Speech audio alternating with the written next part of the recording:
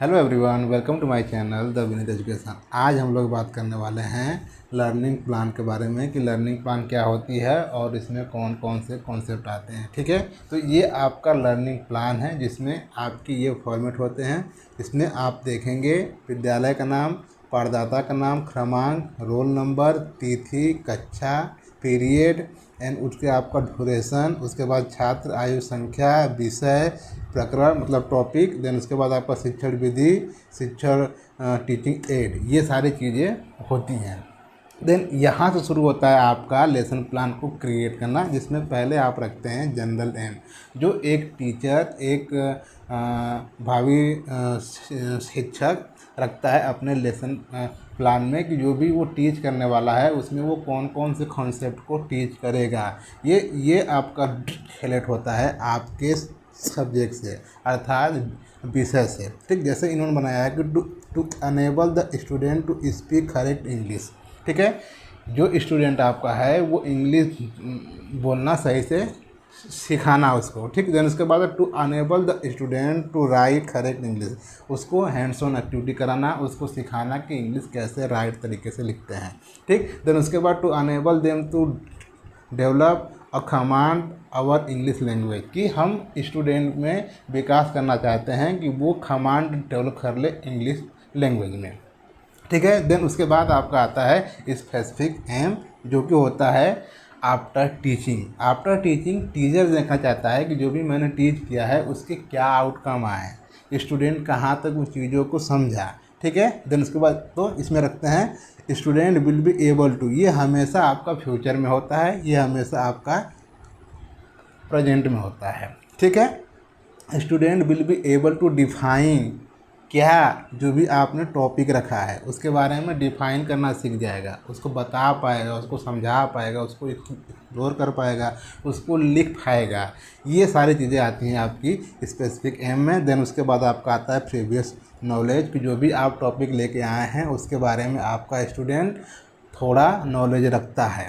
ठीक, देन उसके बाद आपका आता है इंट्रोडक्शन पार्ट, प्रस्तावना, जो आप क्वेश्चन के माध्यम से स्टूडेंट से निकलवाने की कोशिश करते हैं कि उसके साइड से टॉपिक का नाम आए। ठीक, ये होता है आपका प्रस्तावना कौशल, जिसमें कि उसके जो प्रीवियस नॉलेज हैं आपके टॉपिक से रिलेटेड, जो भी उसने पास्ट लर्निंग से एक्सपीरियंस किया है उसको आप जानेंगे। देन उसके अनुसार आप जो है कि क्वेश्चन को फ्रेम करेंगे ताकि आपका टॉपिक निकल पाए। ये होता है आपका प्रस्तावना। देन उसके बाद आप क्या कहते हैं स्टेटमेंट ऑफ एम, जिसमें कि ये होता है कि स्टूडेंट आज हम लोग इस टॉपिक के बारे में डिटेल से अध्ययन करेंगे। ठीक है, अब हम आगे आते हैं।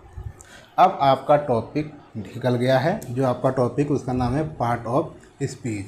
ठीक है, आपका टॉपिक जो है उसका नाम है पार्ट ऑफ स्पीच। अब आप पार्ट ऑफ स्पीच के बारे में स्टूडेंट को पढ़ाएंगे, बताएंगे, अपने साइड से इंफॉर्मेशन ऐड करेंगे। ठीक, जैसे कि मान लीजिए कि यहाँ पे इन्होंने स्टूडेंट को टीच किया, इन्फॉर्मेशन प्रोवाइड की अपने साइड से कि पार्ट ऑफ स्पीच क्या होते हैं। अब जो भी आपने टीच किया उसमें से आप क्वेश्चन पूछेंगे, कितने, कम से कम 2, ज़्यादा ज़्यादा 3। ठीक है, तो 2 क्वेश्चन आप पूछेंगे जो भी आपने टीच किया उसमें से, ताकि आप अपने स्टूडेंट को एसेस कर सकें कि उसने कहाँ तक चीज़ों को सीखा है।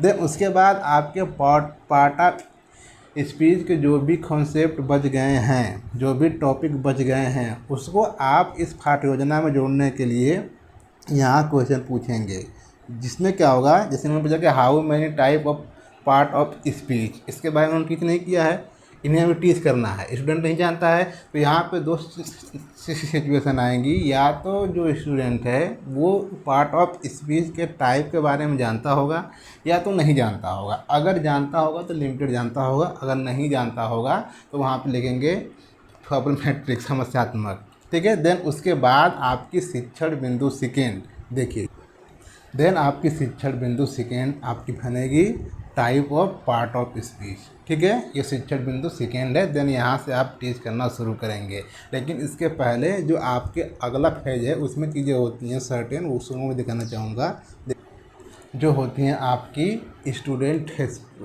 रिस्पॉन्स। तो आपका जो स्टूडेंट का रिस्पॉन्स है ये भी हमेशा फ्यूचर में होगा। ठीक है, कि जो स्टूडेंट है वो आपकी बातों को ध्यानपूर्वक सुनेंगे, समझेंगे और मुख्य मुख्य जो पॉइंट है उसको अपने कॉपी में नोट करेंगे।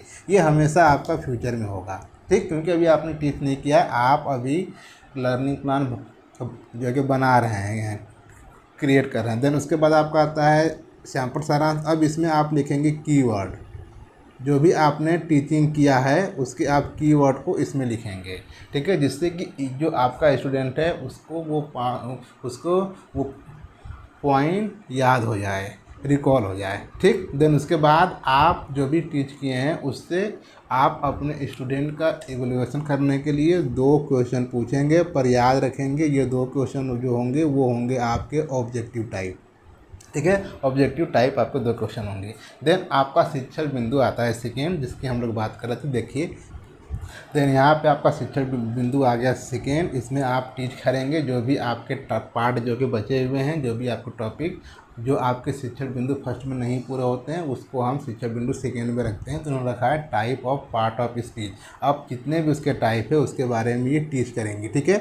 यहाँ पर जितने टाइप है उसके बारे में हमने टीच किया। देन उसके बाद जब हमारा शिक्षण बिंदु सेकेंड इंड हो गया तो हम क्या करेंगे कि लास्ट में, ठीक है, लास्ट में हम देंगे उनको गृह कार्य, ठीक है, लास्ट में हम उनको गृह कार्य देंगे, होमवर्क देंगे, जो कि 2 क्वेश्चन के होंगे। अब अगेन ये जो 2 क्वेश्चन हैं ये आप रखेंगे टीचिंग पॉइंट फर्स्ट से और टीचिंग पॉइंट सेकेंड से, एक एक क्वेश्चन। और ये जो क्वेश्चन होंगे ये दीर्घ उत्तरीय होंगे, ठीक है, बड़े टाइप के क्वेश्चन होंगे, ठीक। तो आई होप कि आपको लर्निंग प्लान समझ में आ गई होगी कि कैसे इसको क्रिएट करते हैं और इसमें कौन कौन से कॉन्सेप्ट आते हैं। अगर